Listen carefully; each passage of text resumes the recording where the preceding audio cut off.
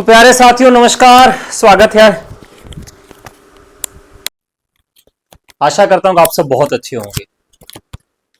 चलिए शुरू कर लेते हैं आज की क्लास को। तो आज का जो सबसे पहला सवाल है वो आप सबकी स्क्रीन पे दिखाई दे रहा है।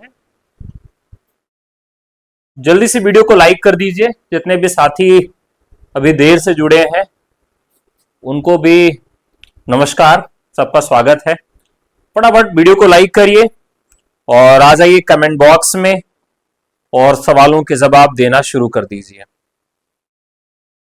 तो आज का सबसे पहला सवाल जो आपके स्क्रीन पे दिखाई दे रहा है, आसान सवाल है, कई बार पेपर में आया हुआ सवाल है। इनमें से किस बोली में ने का प्रयोग नहीं होता? सवाल पूछा गया, इनमें से किस बोली में ने का प्रयोग नहीं होता है? ने। अब देखिए ने क्या है? एक चिन्ह है। किसका चिन्ह है? कर्ता कारक का चिन्ह है। किसका चिन्ह है? कर्ता कारक का चिन्ह है। तो अब जो ट्रेंड है पेपर में प्रश्न पूछने का वो थोड़ा सा बदला हुआ है, थोड़ा सा चेंज है। इस पैटर्न में जो सवाल बनते हैं ये कि व्याकरणिक विशेषताएं पूछी जाती हैं। पहले पूछा जाता था कि किस बोली का क्षेत्र क्या है, तो क्षेत्र से आगे बढ़कर व्याकरणिक विशेषताएं आपसे पूछी जाएंगी। तो आप अगर देखें कर्ता कारक ने का प्रयोग कहां कहां किस किस में नहीं किया जाता, तो इसमें हरियाणवी हिंदी से है, मालवी कौरवी में भी किया जाता, अवधी में इसका प्रयोग नहीं किया जाता। और अवधी की एक समकक्ष बोली है जिसको हम क्या कहते हैं? बघेली। और काफी कुछ इसी से मिलता जुलता भी है।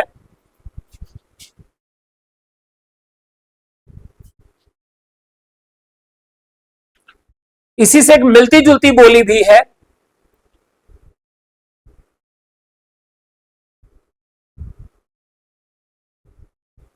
हाँ, दिखने लगा। इसी से मिलती जुलती भी एक बोली है जिसको हम भोजपुरी कहते हैं। क्या कहते हैं? भोजपुरी। तो भोजपुरी में, बघेली में, अवधी में, इन सब में कर्ता कारक ने का प्रयोग नहीं किया जाता है। अब ने का प्रयोग क्यों नहीं किया जाता? क्योंकि यहां पर वर्तमान में बात ही नहीं होती। मोहन ने खाना खाया नहीं, मोहन ने खाना खायन नहीं, मोहन ने खाना खाया नहीं कह के मोहन खायन। जैसे अवधि में अगर मुझे पूछना होगा कि मोहन नाम का कोई लड़का, उसने खाना खाया कि नहीं खाया, तो हम सीधे कहेंगे ए भैया मोहन खायन कि ना खायन? खायन। जैसे बड़ा अवगत होता है तो मोहन गए हैं ससुराल में, तो उनकी सास पूछ रही है ए भैया तई देख लिया मोहन खायन कि ना खायन? है बतावा राजा, खायन कि ना खायन हमार दमाद?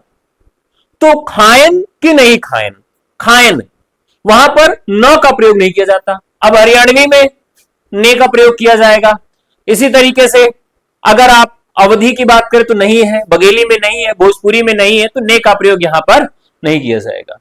तो सबको क्लियर हो गया होगा। दूसरा सवाल, तद दोषो शब्दार्थो सगुणावलकृति पुनः क्वापि यह काव्य लक्षण किस आचार्य द्वारा निरूपित है? मैंने आपको यह बताया था कि ये इसको रटने की जरूरत नहीं है। विभिन्न जो परिभाषाएं उसको रटने की जरूरत नहीं है। केवल आपको क्या याद रखना है? केवल आपको याद रखना है एक शब्द, जैसे तद दोषो शब्दार्थो सगुणावलकृति पुनः क्वापि, तो आपके दोषों को पूछती है, शब्दार्थों पर ध्यान देती है और हमेशा क्वापि बार बार आपसे पुनः पुनः क्वापि क्वापि बार बार वो पूछकर आपको पीट देती है। कौन? माता, मम्मट। तो मम्मट को हम लोग क्या मान के पढ़ते हैं? मां समझ के पढ़ते हैं। तो तद दोषो शब्दार्थो सगुणावलकृति पुनः क्वापि, इसे हमें पूरा याद नहीं रखना। इतना याद रखना है कि हमारे दोष और शब्दार्थों पर कौन ध्यान देता है? मां ध्यान देती है। अब जो ये परिभाषाएं बनी, क्या परिभाषाएं बनी? काव्य शास्त्र की किन आधारों पर परिभाषाएं बनी है, यह भी सवाल पूछा जाता है।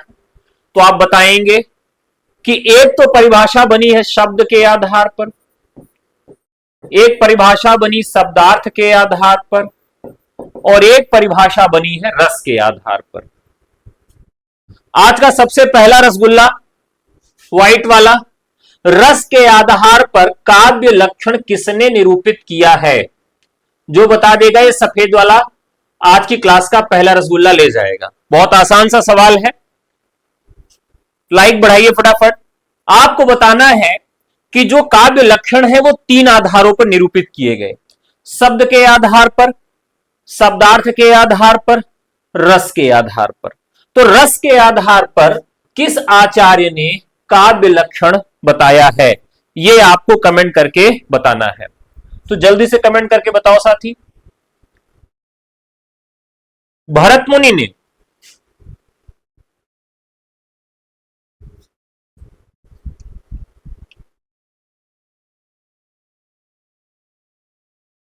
हां,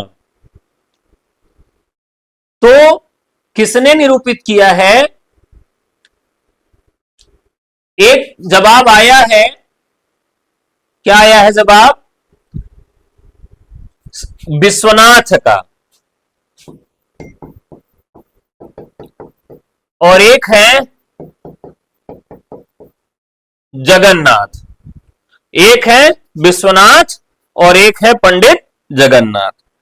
रमणीयार्थ प्रतिपादक शब्द काव्यम, तो जगन्नाथ ने शब्द को कहा, नहीं भाई इनको हटाइए। विश्वनाथ का ने क्या परिभाषा की? वाक्यम रसात्मकम काव्यम। तो वाक्यम रसात्मकम काव्यम की बात किसने किया है? वह आपके विश्वनाथ ने किया है। ऐसा खोपड़ी तोड़ेंगे ना आप लोगों की, हैं? पगला गए हो, पढ़ना लिखने में ध्यान ही नहीं लग रहा है, हद है। अरे बबुआ ऐसे कैसे काम चलेगा? पेपर एकदम नजदीक आ गया है, अब तो सीरियस होके पढ़ लो मुन्ना। हाँ, पढ़ाई मन नहीं लग रहा है ना आप लोगों की। चलिए अगला सवाल। रस विवेचन में चित्र तुरंग न्याय की कल्पना इनमें से किस आचार्य ने की है? चित्त तुरंग न्याय, ये पहले हम ये जानते रहे कि चित्त तुरंग न्याय होता क्या है। देखो जैसे हमने चित्र में एक मासूका बना दिया, सुंदर स्त्री मैंने बना दिया, ठीक है। अब मान लीजिए इस सुंदर स्त्री को हम क्या कह दें? इस सुंदर स्त्री को हम कैटरीना कह दें, और आपके यहां कोई नौटंकी हो, कोई कार्यक्रम हो, ऑर्केस्ट्रा हो, और उस ऑर्केस्ट्रा में भी एक लड़की आए डांस करने के लिए, नर्तकी आए, और लोग उसको क्या कहने लगे कि यार ये तो कैटरीना है। वो एकदम कैटरीना की तरह रूप रंग आकार सब कुछ कर ले, तो वो चित्र तुरंग होगी। चित्र तुरंग होगी यानी जैसे वो उतनी ही कैटरीना सही है, रियल है, वास्तविक है, जितना चित्र में बना हुआ घोड़ा वास्तविक होता है। यानी इसका उदाहरण उन्होंने कैटरीना कैफ से नहीं दिया था, तो मैं अपने से दिया क्योंकि कैटरीना को आप लोग ज्यादा पसंद करते हैं, जल्दी बता देंगे। अब अगर इसको हम रस सिद्धांत से देखें तो उन्होंने कहा कि रामलीला में काम करने वाला जो राम है वो उतना ही वास्तविक है, उतना ही सत्य है, जितना घोड़े का चित्र वास्तविक होता है। यानी चित्र में बना हुआ घोड़ा जितना वास्तविक है, उतना ही रामलीला में मंचन करने वाला, अभिनय करने वाला राम वास्तविक है। बस, ठीक है। संकुक हो गए, कौन हो गए? चित्त तुरंग न्याय संकुक हो गए। और इनका जो सिद्धांत है वह भी याद रखिएगा, क्या है? अनुमितिवाद है, अनुमितिवाद, ठीक है। यानी ये शंकु से निकले, अनुमति दिए और भाग गए, ऐसे याद रखना है, ठीक है। लाइक बढ़ाइए फटाफट। इनमें से किस आचार्य ने काव्य गुणों की संख्या 10 मानी है?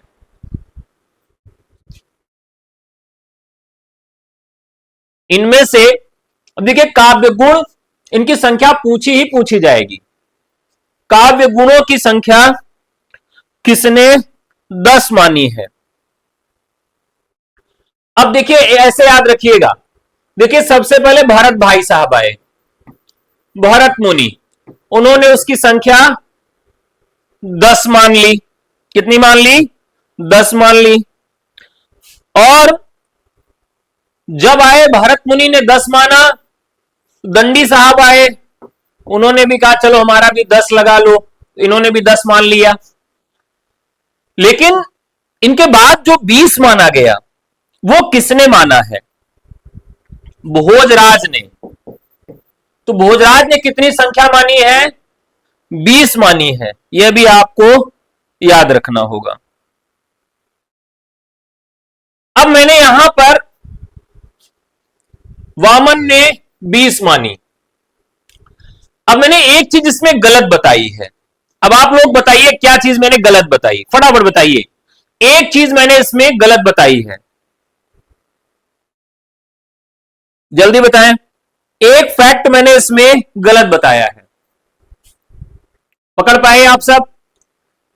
तो भोजराज ने कुल 24 माना है और वामन ने शब्द और अर्थ के आधार पर 2 भाग करके शब्द और अर्थ के आधार पर 20 माना है।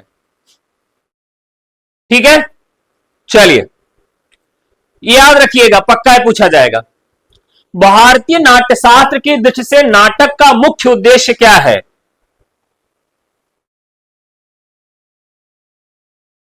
मुख्य उद्देश्य क्या है? अब आप पंचम वेद की तरफ चलिए। किसके तरफ चलिए? पंचम वेद की तरफ चलिए। स्त्रियों को, शूद्रों को, या जो निचली जातियां थी या जो अनपढ़ लोग थे, उनके लिए वेद का अध्ययन जो था वह विहित था कि वो इसका अध्ययन नहीं कर सकते हैं। ऐसी स्थिति में मनोरंजन के साधन आम लोगों तक पहुंचे, इसके लिए पंचम वेद का निर्माण किया गया। और पंचम वेद का जो निर्माण किया गया वो चारों वेदों से थोड़ी थोड़ी चीजें ग्रहण करके बनाया गया। अब जैसे जब शाम ढले तो मेरे दिल में आ जाना, साम वेद से क्या लिया गया? गीत ले लिया गया ना। अब गाना ऐसे ही मैंने याद करके आया था आपको कि जब शाम ढले तो मेरे दिल में आ जाना। अब यजुर्वेद, यजु करना। अब आप अगर यजु कर अभिनय करना है तो मुंह धो के जाएंगे ना, तो अभिनय हो जाएगा, अभिनय। ऋग्वेद, ऋग्वेद किसके लिए प्रसिद्ध है? पाठ के लिए। तो अथर्ववेद, अथर्ववेद से क्या ले लिया गया? रस ले लिया गया। अब ये सारी चीजें ग्रहण कर ली गई। तो गाना से साम याद रखना है, जब शाम ढले तो मेरे दिल में आ जाना। शाम से गीत, अभिनय करेंगे तो मुंह धो के जाएंगे, यजु करके जाएंगे। ऋग्वेद पाठ, अथर्ववेद रस। ठीक है, याद रहेगा। तो ये सब कुछ मिलाया गया। जब मिलाया गया तो क्या बना? सूखियों में घोला जाए होठों का सबाब, उसमें फिर मिलाई जाए थोड़ी सी शराब, होगा जो नशा तैयार वो प्यार है। तो प्यार नहीं, ये सारा कुछ मिलाकर उन्होंने पंचम वेद बना दिया। और उसका मुख्य उद्देश्य क्या था? लोगों को रसास्वादित करना, लोगों का आनंद उल्लास जीवन में लाना, और आम व्यक्ति तक भी इस चीज को पहुंचाना, यह उसका मुख्य उद्देश्य था। ठीक है, अगला सवाल। जन्म सिंधु पुनि बंधु दिन मलिन सकलंक सिय मुख समता पाव किम चंद बापुरो रंग रंक। इसमें कौन सा अलंकार है? बताइए।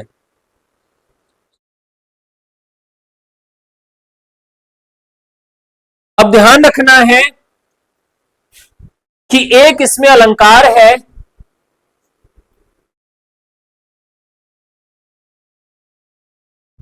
व्यतिरेक। क्या है? व्यतिरेक। तो व्यतिरेक में क्या होता है? व्यतिरेक में होता है कि जैसे कोई उपमान है, उपमान, और कोई उपमेय है। तो जैसे मान ली मैंने कहा यहां पर जन्म सिंधु पुनि बिंदु दिन मलिन सकलन सिय मुख समता चंद। तो यहां सिय का मुख है और यहां पर चंद है। तो अगर चांद को बढ़ाया जाए आगे, यानी चांद बहुत खूबसूरत है, तब तो ठीक है, तब तो उपमा हो जाएगी। लेकिन अगर मुख की विशेषता ज्यादा बताई जाए और मुख से चांद की तुलना कर दी जाए, तो वहां पर क्या हो जाता है? व्यतिरेक हो जाता है। तो यह जरूर याद रखिएगा, किसी पद में उपमान की अपेक्षा उपमेय को अधिक बढ़ा चढ़ाकर प्रस्तुत जब किया जाए तो वहां व्यतिरेक होता है। अब यहां जो मुख है उसका वर्णन बहुत ज्यादा बढ़ा चढ़ा के किया गया है और चांद का वर्णन कम किया गया है। तो कभी भी स्थिति आए तो वहां पर आपका क्या होगा? व्यतिरेक होगा। क्लियर है? कोई कंफ्यूजन तो नहीं है? कंफ्यूजन है तो लाइक ठोको फटाफट। अरे आप लोग का अंगूठा कटवा लेंगे, समझ लो, तुम लोग लाइक नहीं करते हो। चलो भैया अगला सवाल। बनारस अखबार का प्रकाशन कब शुरू हुआ? 1845 साप्ताहिक, 1845 साप्ताहिक। इंग्लैंड से प्रकाशित होने वाले पत्र का नाम क्या है? तो इस पत्र का नाम हिंदुस्तान था और यह पत्र बाद में कहां से छपने लगा था? तो काला कांकर से, जहां से कविता लिखी गई। कौन सी? शांत स्निग्ध ज्योत्सना उज्ज्वल अपलक नयन नीरव भूतल सैकत सैया पर दुग्ध धवल तनवंगी गंगा ग्रीष्म विरल। तो गंगा जी को एक कृषकाय युवती के भांति प्रदर्शित किया गया। किसने किया? वही छायावाद के सुकुमार कवि। तो काला कांकर राजा के यहां गए तो रात में नौका विहार किए, तब उन्होंने यह गीत लिखा, कविता लिखी, नौका विहार। उसी जगह से काला कांकर से ही पहले इंग्लैंड से प्रकाशित होता था और बाद में ये काला कांकर से प्रकाशित होने लगा था। चंदन बाला रास के रचयिता कौन है?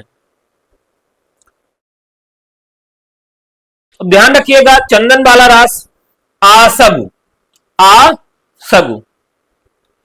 अब देखिए एक गाना है, चंदन सा बदन चंचल चितवन धीरे से तेरा ये मुस्काना मुझे दोष न देना जग वालों हो जाऊं अगर मैं दीवाना। अब चंदन बाला को बुला रहे हैं, आ जाओ। कैसे याद रखेंगे? चंदन बाला को बुला रहे हैं कि आ जाओ, आगस आसगु, आसगु आ जाओ। तो चंदन बाला रास किसकी रचना है? आसगु की है, याद रखिएगा। जिन धर्म सूरी स्थूल भद्र रास, विजय सेन सूरी रेवंत गिरी रास और जिनदत्त सूरी उपदेश रसायन रास, ये इनकी रचनाएं हैं। ठीक है, अगला सवाल। इनमें से ज्ञानाश्रयी शाखा के कवि नहीं है। इनमें से ज्ञानाश्रयी शाखा के कवि नहीं है। ध्यान रखिएगा, कुछ धाराएं हैं जिनके कवि रचना रचनाकार आपको मालूम होने चाहिए, जैसे भारतेंदु युग, द्विवेदी युग, जरूर याद रखिएगा। प्रेमाख्यानक कम पूछा जाएगा। राम भक्ति और कृष्ण भक्ति धारा के कवि आपको मालूम होने चाहिए। प्रेम और मस्ती, राष्ट्रीय काव्य धारा, ये चार धाराओं के कवि पूछे जाएंगे। एक सवाल पक्का है, कौन कौन सा? भारतेंदु युग, द्विवेदी युग, तीसरा राम काव्य और कृष्ण भक्ति काव्य में पूछा जाएगा कौन राम भक्त कवि है, कौन कृष्ण भक्त का है। और इसके अलावा प्रेम और मस्ती का काव्य और राष्ट्रीय काव्य धारा, तो यहां से सवाल पूछा ही जाएगा। ठीक है, अगला सवाल।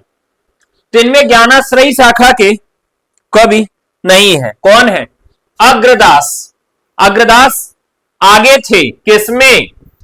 तो हम लोगों के यहां एक कहावत है, लड़का अगर मान लीजिए कोई किसी लड़के की विशेषता पूछी गई, का हो मोनू का हाल है, अरे मोनू बहुत आगे है, मोनू का बताएं अब हम। अब अगर यानी किसी लड़की के विषय में कह दिया गया, अच्छा बताओ जो है सरस्वतिया कैसी है, तो कह रहे बहुत आगे है, उसके विषय में बातें मत करो। तो जैसे ही हमने शब्द प्रयोग किया आगे है, इसका मतलब क्या होता है? हमारे यहां अगर किसी लड़के किसी लड़की के विषय में अगर यह कह दिया जाए कि बहुत आगे है, तो आगे का मतलब होता है कि मतलब ठीक नहीं है। आगे का मतलब अग्रदास। तो इन्होंने भी क्या किया? राम भक्ति काव्य धारा में आगे वाला काम किया था। क्या किया था? तो उन्होंने रसिक धारा का भी समावेश किया था। अगला सवाल साथियों, इसमें दूसरा सप्तक में संकलित कवि हैं, तार सप्तक के कवियों को भी याद रखिएगा। मां शकुंतला भवानी, धर्म सहाय, हरिशेर मेहता। मां शकुंतला भवानी, धर्म सहाय, हरिशेर मेहता। अगर मां शकुंतला भवानी किसी के ऊपर धर्म की सहायता करती हैं तो हरि और शेर दोनों मेहरबान हो जाते हैं। अब इसमें संकलित कवि हैं, सवाल पूछा है कि कवि हैं, यानी रघुवीर सहाय। रस निष्पत्ति के संबंध में भट्टलोल्लट का क्या मत है? लाइक कर दो, नहीं यार घर पे भेज के किसी से अंगूठा कटवा लेंगे, ध्यान रखना। रस निष्पत्ति के संबंध में भट्टलोल्लट का क्या मत है? अब देखिए सारे मत को मजे मजे में याद कर लो, बहुत ही आवश्यक है। अब देखिए एक व्यक्ति है जो कहीं जा रहा है और भट्ट से उलट गया।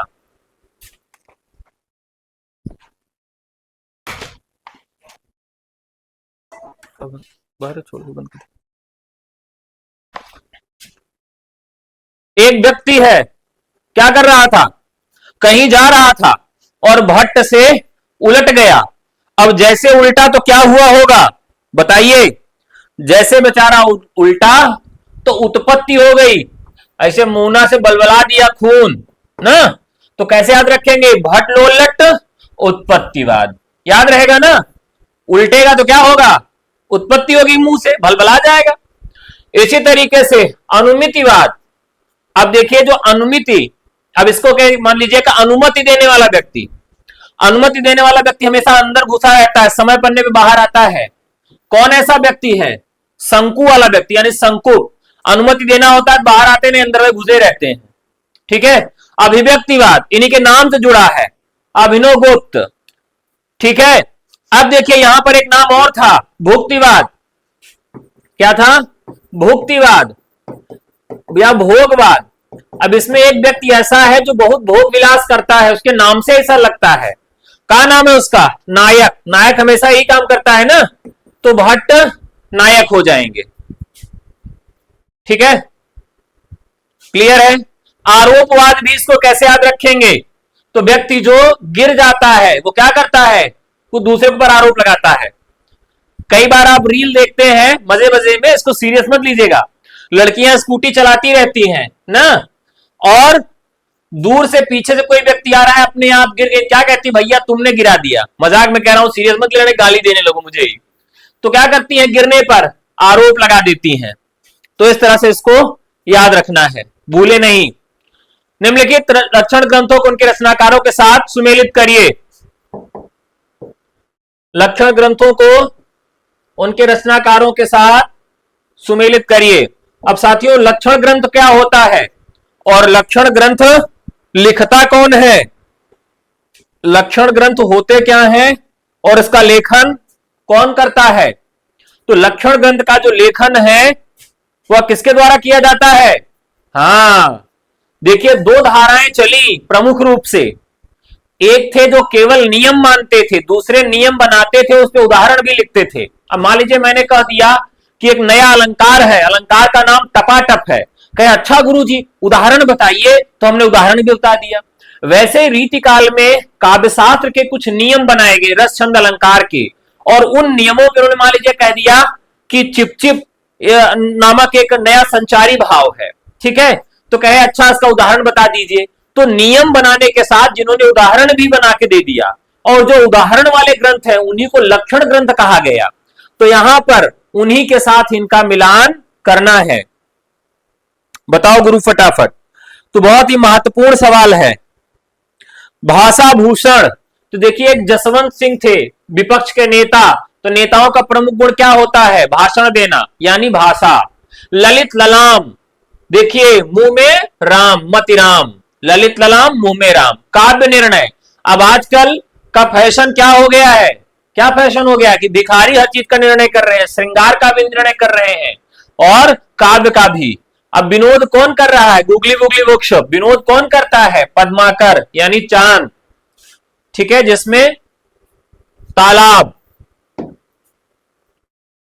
चलिए, विशाल भारत पत्र के प्रथम संपादक कौन थे, फटाफट जवाब दीजिए। विशाल भारत के प्रथम संपादक तो कौन थे, बनारसी दास चतुर्वेदी जी थे। सोए पलाश दहकेंगे शीर्षक नवगीत संग्रह के रचनाकार कौन है, सोए पलाश दहकेंगे, चलिए फटाफट जवाब दीजिए। चलिए सॉरी डी, ये तो कोई ऑप्शन ही नहीं है। 15 15 15 फटाफट 15। तो ये इसके रचनाकार हैं नचिकेता, राइट आंसर क्या होगा, नचिकेता, ठीक है। अगला सवाल, भाषा निबंध मति मंजुल मातनोति किस कवि द्वारा रचित श्लोक का अंश है। बढ़िया सवाल है।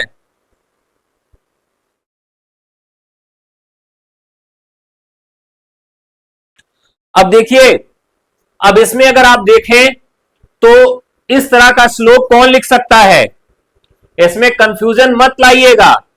भाषा निबंध मति मंजुल मातनोति किस कवि द्वारा रचित श्लोक का अंश है, तो लग तो रहा है ये कि मनवा कह रहा है कि वाल्मीकि लिख दे ना, लेकिन वाल्मीकि नहीं है। मनवा कह रहा है कालिदास लिख दे, कालिदास भी नहीं है। मनवा कह रहा है जयदेव लिख दे, यह भी नहीं है, तुलसीदास हैं। क्यों तुलसीदास हैं, तो तुलसीदास संस्कृत के भी बहुत सारे श्लोक लिखते हैं। तो याद रखिएगा, भाषा निबंध मति मंजुल मातनोति किस कवि द्वारा रचित श्लोक का अंश है, तो तुलसीदास का है।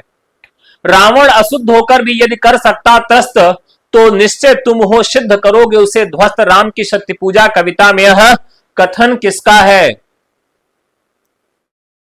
बताओ बबुआ फटाफट। राम की शक्ति पूजा, डेट फटाफट बता दीजिए। राम शक्ति पूजा सूर्यकांत त्रिपाठी निराला के द्वारा रचित है। और इसमें क्या दिखाया गया है, दिखाया गया है जैसे तुलसीदास इनकी एक रचना 1938 में तो उसमें दिखाए हैं कि इस्लाम की जो संस्कृति है वो भारत पर हावी हो रही है, और भारत का सांस्कृतिक सूर्य अस्त हो रहा है और चांद जो है वह उदित हो रहा है। और कुछ इसी तरीके से ही राम की शक्ति पूजा से भी शुरुआत करते हैं।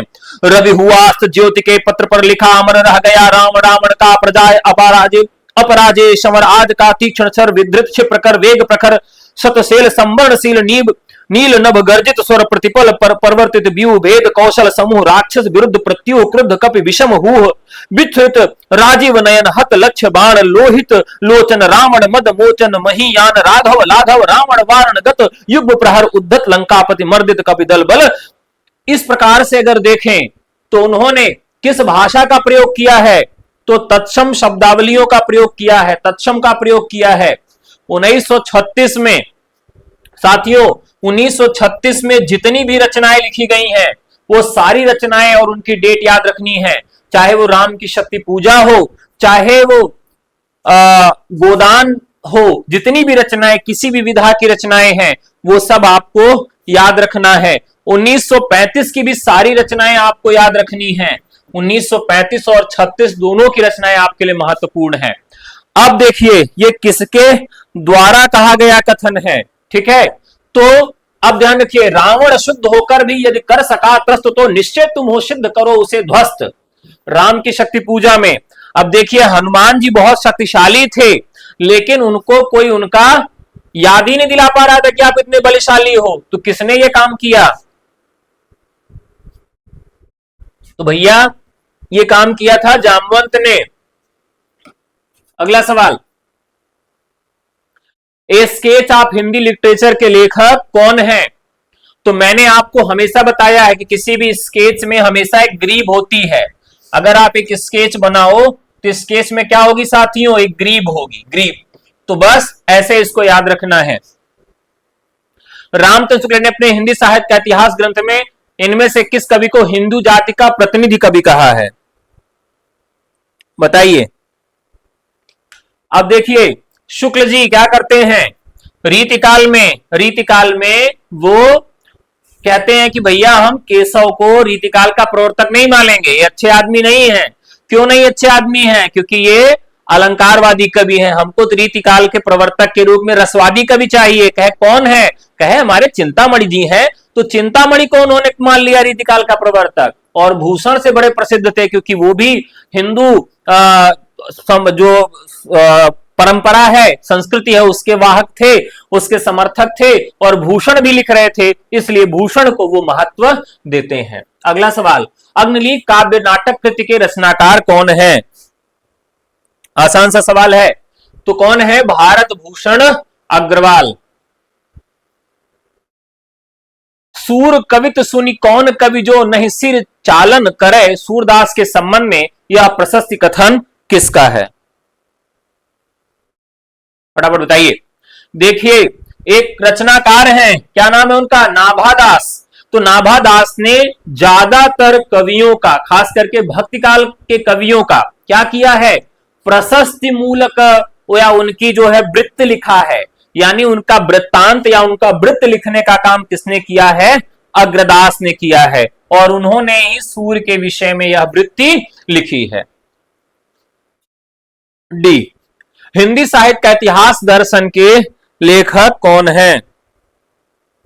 आसान सा सवाल है, नलिन विलोचन शर्मा। अब देखिए दर्शन कहां से करते हैं, अखिया से गोली मारते हैं ना, तो दर्शन भी तो आंख से ही करेंगे। विलोचन, ठीक है, विलोचन, लोचन आया है, लोचन से क्या करते हैं, दर्शन करते हैं, ऐसे याद रखेंगे। निम्नलिखित में से किस हिंदी साहित्य का इतिहास नहीं लिखा। साथियों बहुत अच्छा सवाल है, हिंदी साहित्य का इतिहास नहीं लिखा। तो डॉक्टर नगेंद्र ने इतिहास लिखा नहीं है, बल्कि क्या किया है, इतिहास का संपादन किया है। क्या किया है, इतिहास का संपादन किया है। एक रसगुल्ले वाला सवाल, एक रसगुल्ले वाला सवाल आ गया है, जल्दी सब लोग तैयार हो जाइए। डॉक्टर नगेंद्र ने हिंदी साहित्य के बृहत इतिहास में कौन सा नंबर का लिखा है, यानी किस पार्ट में उन्होंने लिखा है। हिंदी साहित्य का बृहत इतिहास नागरी पचारणी सभा काशी द्वारा संपादित है, जो 18 भागों में प्रस्तावित था, 16 भागों में अभी तक आ चुका है। तो कौन कौन सा भाग नगेंद्र के द्वारा संपादित है, रसगुल्ले वाला सवाल है साथी। चलिए व्हाइट वाला रसगुल्ला है, फटाफट तैयार हो जाइए खाने के लिए, बताइए फटाफट बताइए। तो देखिए डॉक्टर नगेंद्र ने इतिहास का संपादन किया 1973 में, लेकिन बृहत इतिहास में कौन कौन से नंबर का इतिहास उन्होंने लिखा है? तो रीतिकाल, रीतिबद्ध, रीतिकाल, रीतिबद्ध, रीतिबद्ध धारा, क्योंकि इस पर इनका शोध था ना। तो ये कौन से नंबर का भाग है? तो यानी 6वें नंबर का। तो डॉक्टर नगेंद्र ने बृहत इतिहास में रीतिकाल, रीतिबद्ध का संपादन किया है 6वें पर। ठीक है, याद रहेगा। चलिए आगे बढ़ते हैं साथियों। बिहारी बिहार नामक ग्रंथ के रचयिता कौन है? बिहारी बिहार आसान है, अंबिका दत्त व्यास। अरे फ्री क्लास तो है ये बबुआ, आपसे पैसा थोड़ी मांग रहे हैं। अगर आप अभ्यास बैच लेना चाहते हैं, इसी तरह से चैप्टर वाइज सवाल करना चाहते हैं, आज तो पूरे सिलेबस से क्वेश्चन है। अगर आप चैप्टर वाइज सवाल करना चाहते हैं तो प्रैक्टिस बैच और अभ्यास बैच एलटी ग्रेड जैसी प्रोक्ता यूपी टीजीटी पीएचडी के लिए लाया गया है। आप व्हाट्सएप करें हमारे नंबर पर 9628959237 पर। चलिए साथियों फटाफट बताइए, बिहारी बिहार नामक ग्रंथ के रचनाकार कौन है? तो अंबिका दत्त व्यास। अगला सवाल, हिंदी साहित्य के आदिकाल को सिद्ध सामंत युग नाम किसने दिया? अब देखिए, जब घर में पहला बच्चा पैदा होता है तो क्या होता है? बड़ी लड़ाई झगड़ा मच जाती है उसका नाम रखने में। यानी कोई कहेगा हम एक नाम रखब, कोई कहेगा हम एक नाम रखब, यही होता है ना। तो बुआ, चाचा, नाना, ताता सब नाम रख देते हैं। अब उसी घर में अगर 10 लड़का पैदा हो जाता है तब क्या होता है? उसका नाम नहीं रख पाते। एक जगह तो मैंने ऐसा देखा कि उनके कई बच्चे थे, तो उसके 7वें नंबर के बच्चे का नाम सत्तन था और 8वें नंबर के बच्चे का नाम अट्ठन था। ये क्यों बता रहा हूं? क्योंकि आदिकाल का नामकरण और काल विभाजन हिंदी साहित्य के इतिहास में सबसे ज्यादा विवादित रहा है। और एक सवाल भी पूछा जाता है कि हिंदी साहित्य के इतिहास लेखन में सबसे विवादित कार्य क्या रहा है? तो काल विभाजन और नामकरण। तो यहां पर हिंदी साहित्य के आदिकाल को सिद्ध सामंत युग किसने कहा? तो राहुल सांकृत्यायन ने कहा। क्या इनका माना गया? नहीं माना गया। क्यों नहीं माना गया? क्योंकि सिद्धों की रचनाओं के आधार पर इसका काल विभाजन या इसका नामकरण हम नहीं कर सकते हैं। ठीक है। जय काव्य काल किसने कहा? जय काव्य काल किसने कहा? चलो फटाफट कमेंट करो भैया। प्राचीन काल किसने कहा? प्राचीन काल किसने कहा? अब देखिए, इसका जो सर्वमान्य मत है, इसको आदिकाल किसने कहा था? रसगुल्ला है भाई, लो रसगुल्ला है इस बार, ये व्हाइट वाला रसगुल्ला भी कुछ देर चलेगा। फटाफट बताइए कि जयकाव्य काल आदिकाल को किसने कहा और प्राचीन काल किसने कहा है? सही जवाब वालों को रसगुल्ला दिया जाएगा। चलिए फटाफट बताइए। तो दरअसल हिंदी साहित्य के इतिहास के आदिकाल को आदिकाल नाम हजारी प्रसाद द्विवेदी के द्वारा दिया गया और सर्वमान्य है। लेकिन यह प्रेरणा उनको कहां से मिली कि इसका आदिकाल नाम ही रखा जाए? तो आदिकाल नामकरण की प्रेरणा हजारी प्रसाद द्विवेदी को कहां से मिली थी? रामचंद्र के हिंदी साहित्य के इतिहास से मिली थी। उन्होंने लिखा था, क्या लिखा था? प्रथम उत्थान, द्वितीय उत्थान, तो इसी आधार पर मिली थी। तो जयकाव्य काल किसके द्वारा कहा गया? कोई आया है? हजारी प्रसाद, शंभुनाथ। चलिए चलिए देखिए, जिसने भी सही जवाब दिया है रसगुल्ला एक है वो लेके जाएं। प्राचीन काल किसने कहा था? शंभुनाथ सिंह ने। शंभुनाथ सिंह ने प्राचीन काल कह दिया। अब जयकाव्य काल किसने कहा? रमाशंकर शुक्ल रसाल ने इसको कह दिया है। ठीक है। आविर्भाव काल किसने कहा है? आविर्भाव काल किसने कहा है? तो आविर्भाव काल किसने कहा? शैलेश जैदी ने कहा है। किसने कहा साथियों? शैलेश जैदी ने इसको क्या कह दिया? आविर्भाव काल कह दिया। किसे? आदिकाल को। एक और सवाल, उत्तर अपभ्रंश काल किसने कहा है? चलिए इस पे काला वाला रसगुल्ला मिलेगा। उत्तर अपभ्रंश काल किसने कहा है? उत्तर अपभ्रंश काल, उत्तर अपभ्रंश काल किसने कहा है? भैया इस पे ब्लैक वाला रसगुल्ला मिलेगा, जल्दी से तैयार हो जाइए। सही जवाब देते हैं, कौन देता है? तो इसका जो है हरीश, एक नाम आता है हरीश, हरीश ने इसका नामकरण क्या किया है? अपभ्रंश काल का, उत्तर अपभ्रंश काल। नामकरण किसने किया? हरीश ने किया। ठीक है, लाइक बढ़ा दो, लाइक बढ़ा दो फटाफट। अगला सवाल, विद्यापति इनमें से किस रचना के आधार पर मैथिल कोकिल कहलाए? तो पदावली के आधार पर उनको मैथिल कोकिल कहा गया।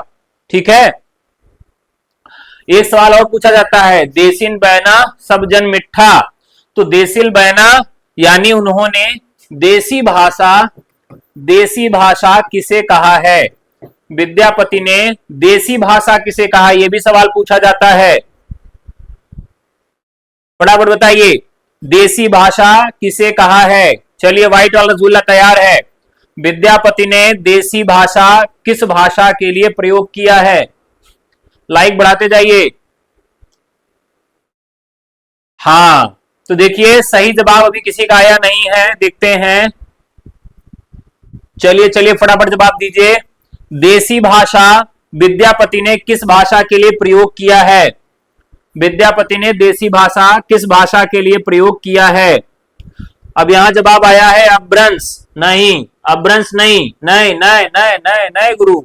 इलाहाबादी लोग नहीं नहीं कहते, नए। जैसे वहां अगर इलाहाबाद घूमने जाएंगे तो क्या कहेंगे? नए बाबा, तुमसे कहा बताइए, हम ऐसा नए हो तो नए कहते हैं। तो भैया नए कोई सही नहीं आया है। सही क्या होगा? सही होगा अवहट। उन्होंने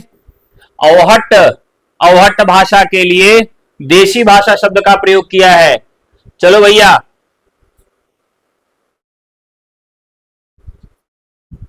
अरे भैया तुम लोग का मुंह ना पकड़ के तोड़ ताड़ देंगे, इतना आसान सवाल गलत कर रहे हो, कहा बताएं, पगला गए हो सब लोग। चलो चलो चलो फटाफट।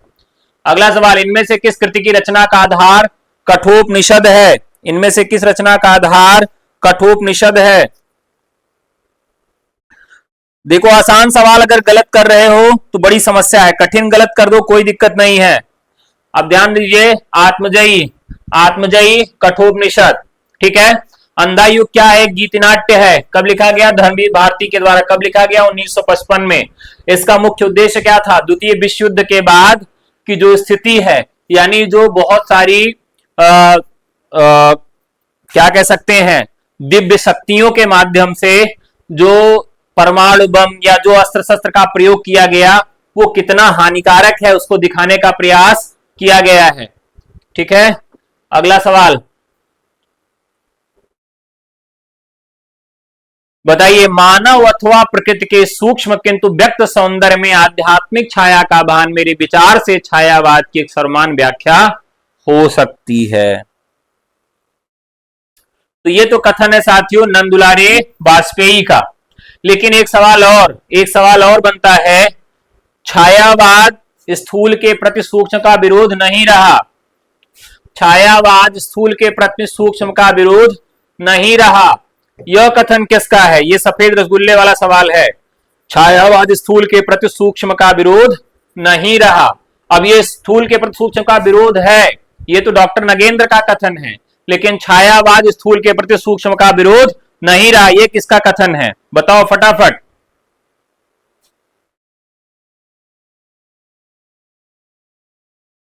छायावाद स्थूल के प्रति सूक्ष्म का विरोध नहीं रहा।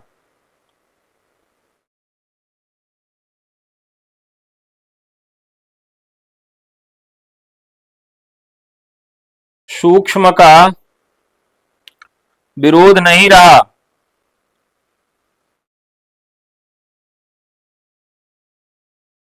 किसका कथन है? रामविलास शर्मा का।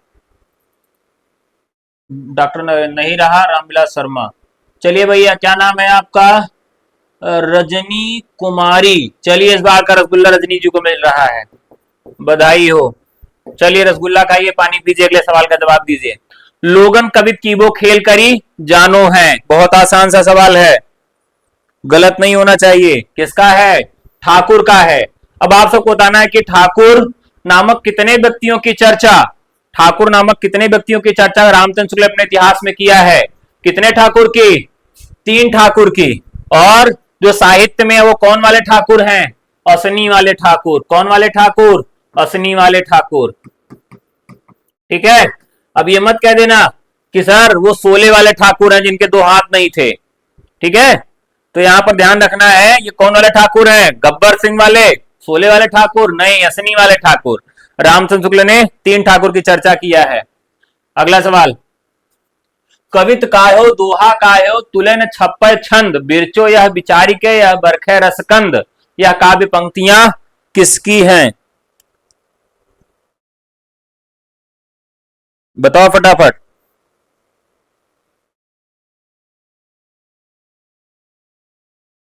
कवित कहो दोहा कहो, अगर थोड़ा सा अगर इसको देखें तो बहुत आसानी से तुक्का मार सकते हैं। देखिए साथियों, तुक्का भी है, आपको ध्यान रखिए। अब यहां पर कवित कहो दोहा कहो तुलन कवि छंद, मैंने आपको भाषाएं पढ़ाई तो भाषाओं की विशेषता भी पढ़ाई। एक भाषा की विशेषता पढ़ाई थी, क्या विशेषता पढ़ाई थी? कि भैया इसमें औकारांत होता है। ठीक है, इसमें ओ की मात्रा भी लगती है और औ की मात्रा भी इसमें देखने के लिए मिलती है, यानी ये भाषा इसकी ब्रज हो जा रही है। अब ब्रज भाषा हो जा रही तो ब्रज में ज्यादातर लेखन किसका है? तो रहीम का है, तो राइट आंसर रहीम हो जाएंगे। हिंदी के किस कवि को एक भारतीय आत्मा के नाम से जाना जाता है? तो एक भारतीय आत्मा माखनलाल चतुर्वेदी को। चलिए एक आसान सा सवाल पूछ रहा हूं, समय सूर्य किसको कहा जाता है? समय सूर्य और अधैर्य का कवि, अधैर्य का कवि किसे कहा जाता है? बहुत आसान सा सवाल है, सभी लोग जवाब दे लेंगे। समय सूर्य और अधैर्य का कवि किसे कहा जाता है? समय सूर्य और अधैर्य का कवि किसे कहा जाता है?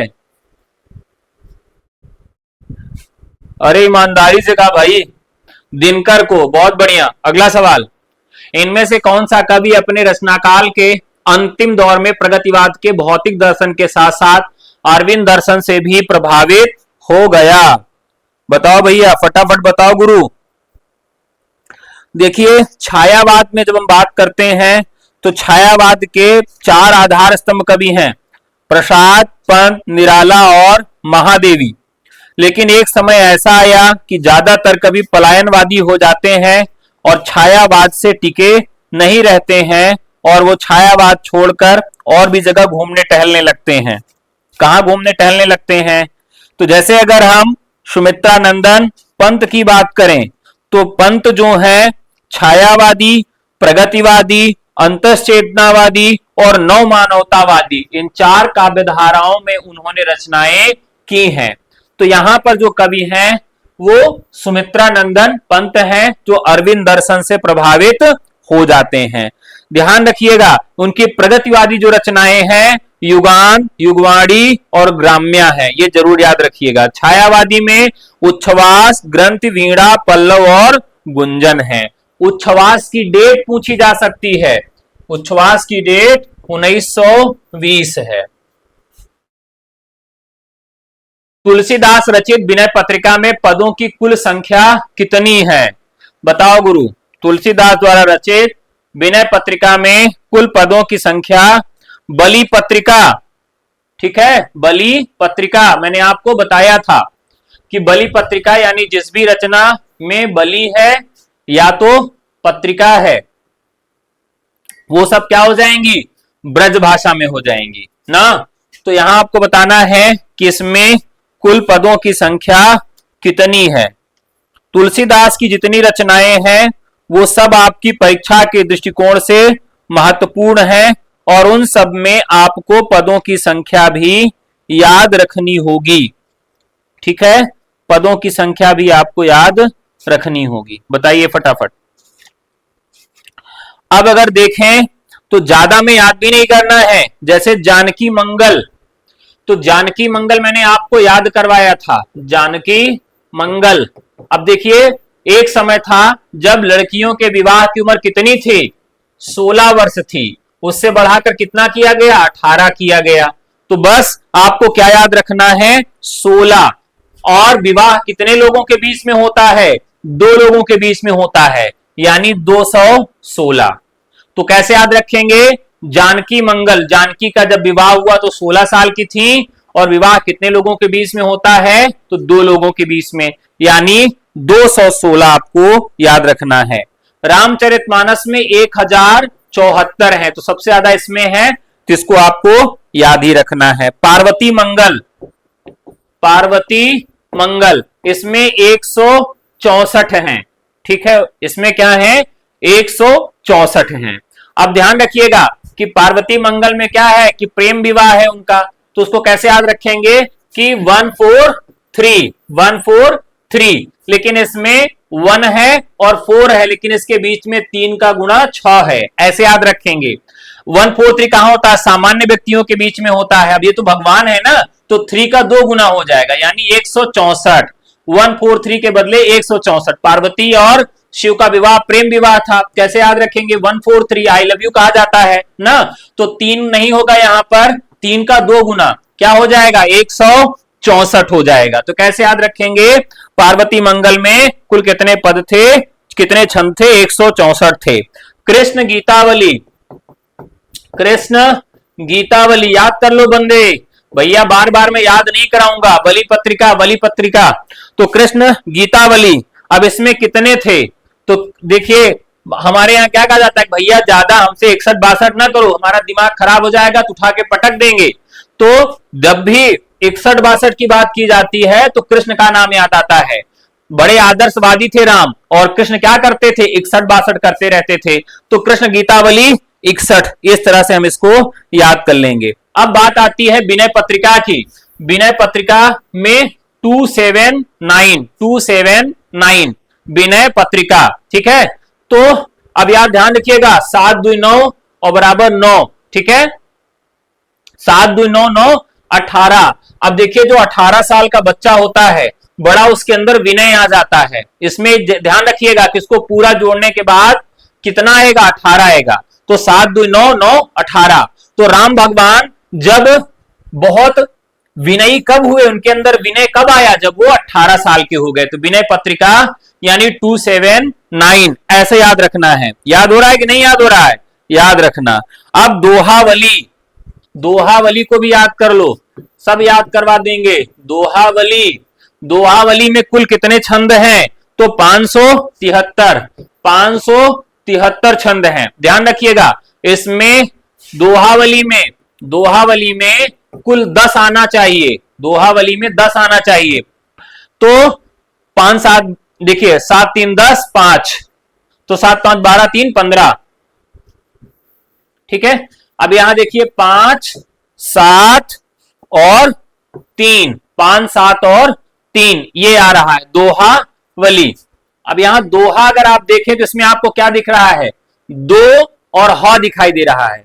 तो यहां क्या करेंगे? इसकी हम इसकी संख्या जोड़े तो 7 5 7 5 12 और 12 3 15 हमको देखने के लिए मिल रहा है, ठीक है। तो इसमें 15 आएगा, ये आपको याद रखना है। अगला, जूठन किस लेखक की आत्मकथात्मक कृति है? जूठन, अच्छा एक और बच गया, बरवय रामायण। तो बरवय में आपको कितना मिलेगा? बरवय में आपको 69 मिलेगा। क्या मिलेगा? 69 मिलेगा।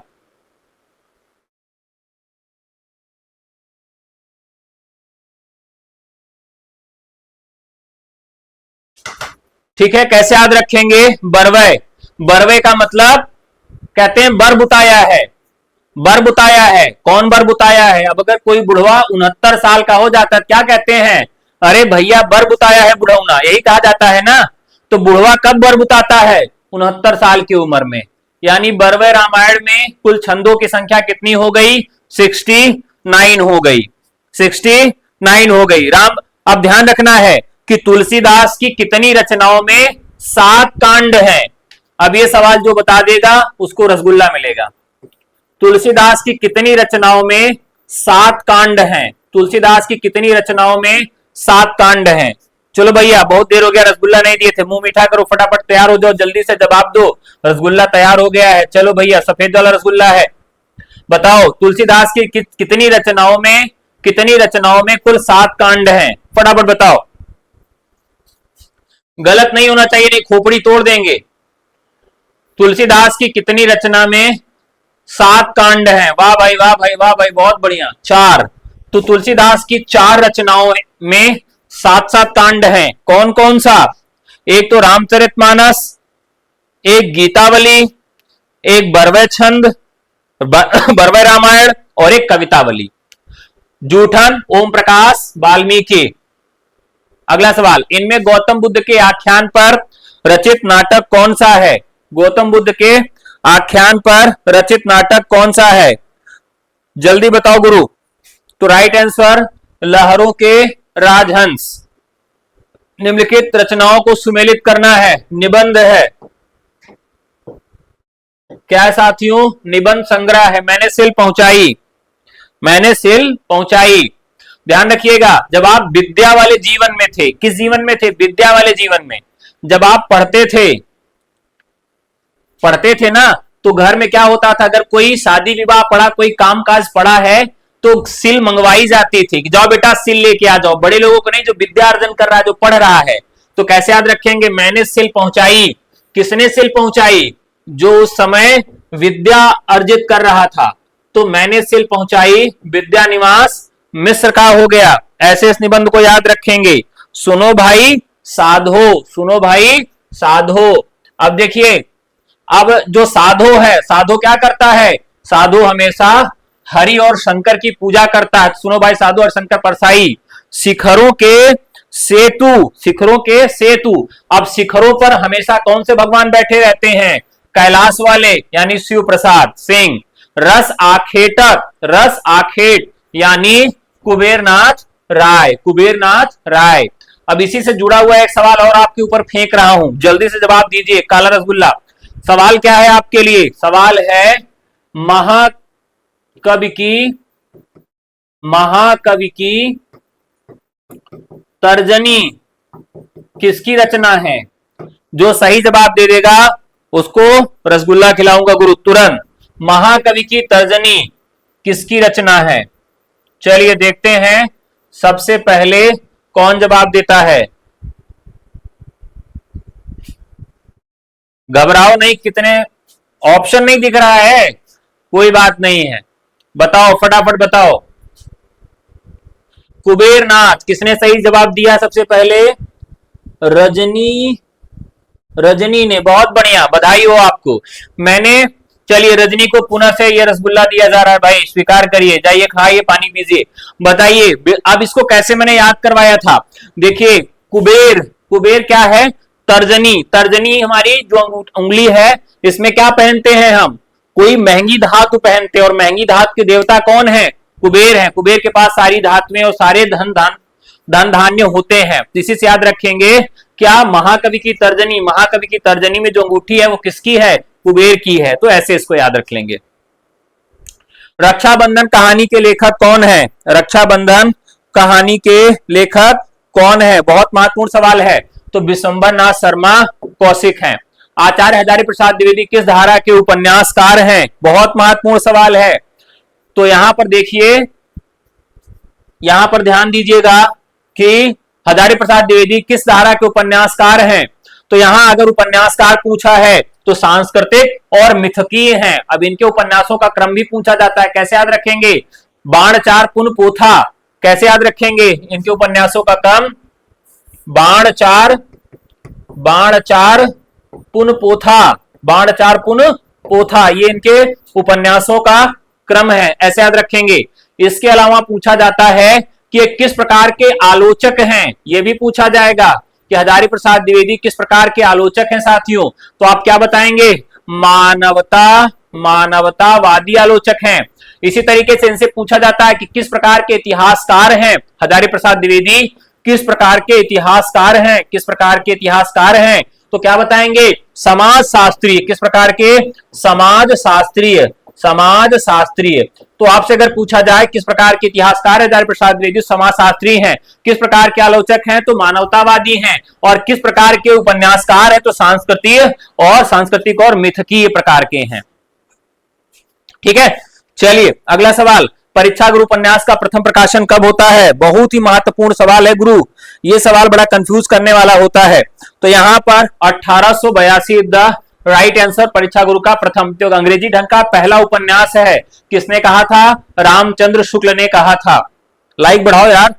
निष्कवच उपन्यास की लेखिका कौन है? निष्कवच उपन्यास की लेखिका कौन है? राजी सेठ हैं। लोग हैं लाभ कवित बनावत, मोहितो मेरे कवित बनावत, यह कथन किस कवि द्वारा रचित है? लोग हैं लाभ कवित बनावत। तो ये कौन से हैं? घनानंद के हैं। किसकी रचना है? घनानंद की है। चलो फटाफट आगे बढ़ते हैं। नाखून क्यों बढ़ते हैं? दरअसल हजारी प्रसाद द्विवेदी की जो नातिन है वो उनसे सवाल पूछ लेती है कि बाबा ये हमारे नाखून क्यों बढ़ते हैं, और इस प्रकार से भारत की संस्कृति या संस्कृति को ध्यान में रखते हुए उन्होंने नाखून क्यों बढ़ते हैं इसका जवाब अपने एक निबंध में दिया है। तो ये उनका बहुत ही महत्वपूर्ण निबंध हो जाता है। वह सफर था कि मुकाम कृति की लेखिका कौन है? वह सफर था कि मुकाम कृति की लेखिका कौन है? तो मैत्रेयी, पुष्पा, चिन्हार, ललमिलिया, गोमा हस्ती है ना। चलिए फटाफट लाइक करते चलिए। इनमें से शब्द और उसके सही अर्थ का एक युग्म गलत है। चलिए, युयुत्सु युद्ध करने का इच्छुक सही है। मुमुक्ष मोक्ष प्राप्ति का अभिलाषी सही है। जिज्ञासु जानने की इच्छा रखने वाला सही है। तितुर्षु, तितीर्षु, तितुर्षु का मतलब क्या होता है? जल्दी से कमेंट करके बताएं। तितीर्षु तप करने में संलग्न। तितीर्षु का मतलब क्या होता है? चलिए फटाफट बताइए। तैरने या मोक्ष पाने का जो इच्छुक होता है उसको तितीर्षु कहा जाता है। तो इस प्रकार से ये ऑप्शन गलत है। आंख का अंधा गांठ का पूरा, इसका अर्थ क्या होता है? तो इसका अर्थ होता है मूर्ख व्यक्ति किंतु धनी। अगला सवाल, स्वधर्म शब्द का विलोम क्या होगा? ध्यान रखना है विलोम में जो शब्द जिस तरीके से बना है, जिस तरीके से बना है, अगर वो उपसर्ग लगा के बना है तो विलोम उपसर्ग वाला होगा। तत्सम में शब्द है तो तत्सम में विलोम होगा। तद्भव में विलोम है तो विलोम भी उसका जो सीधा होगा वह भी तत्सम में होगा। तद्भव में तद्भव में होगा। और यदि अर्ध तत्सम में कोई शब्द है, जैसे एक शब्द आ गया कान्हा, तो कान्हा क्या है साथियों? ये अर्ध तत्सम का शब्द है। तो अर्ध तत्सम में अगर शब्द होगा तो उसका विलोम भी अर्ध तत्सम में ही होगा। तो 46 का जवाब देना गुरु, जल्दी बताओ। राइट आंसर क्या हो जाएगा? परधर्म। इनमें से अशुद्ध वाक्य है, इनमें से अशुद्ध वाक्य है। आज मौसम अच्छा है, बिल्कुल अच्छा है। अब परीक्षा होने वाली, एकदम होने वाली है। मैंने पत्र भेज दिया, हाँ ठीक है। कल, आज और कल अवकाश होगा, तो यहां पर यह आपका गलत है। धर्म बुद्धि में समास कौन सा है? बहुत तगड़ा सवाल है। धर्म बुद्धि में कौन सा समास है? तो धर्म बुद्धि में कौन सा समास है? बुद्धि कैसी है? धार्मिक है, यानी विशेषण विशेष से हो जाएगा। तो विशेषण विशेष रहने पर कर्मधारय समास होता है। अब एक सवाल और है, एक सवाल और है, फटाफट जवाब दीजिएगा। एक समास है, एक समास, इस बार पीला वाला मोहन भोग खिलाएंगे जो सही जवाब देगा। एक समास आपसे पूछूंगा, ठीक है? जो सही जवाब दे देगा। समास का नाम है साग सब्जी। क्या है? साग सब्जी में कौन सा समास है? तो जो सही जवाब देगा उसको मोहन भोग खिलाएंगे। देखते हैं कितना लोग सही जवाब देते हैं। बिना जवाब देने मत जाना भाई, बताओ।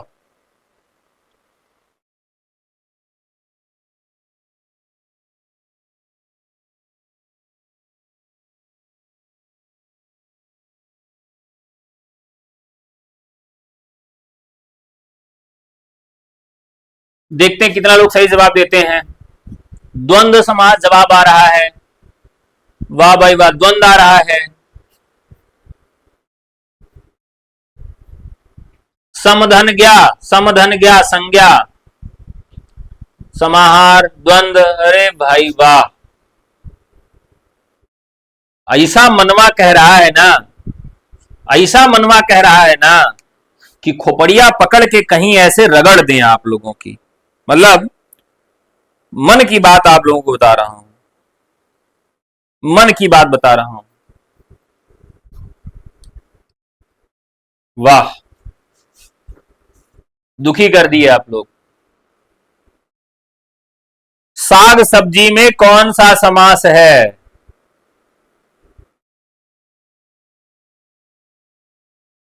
एक भी सही जवाब नहीं आया है। नहीं बताएंगे।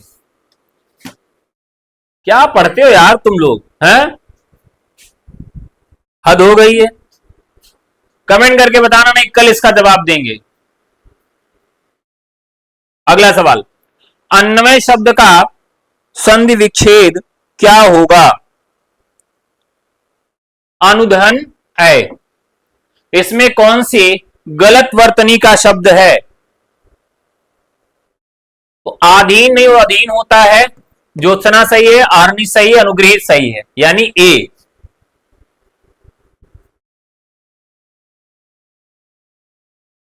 चलिए, तो आज के सवाल यहीं तक।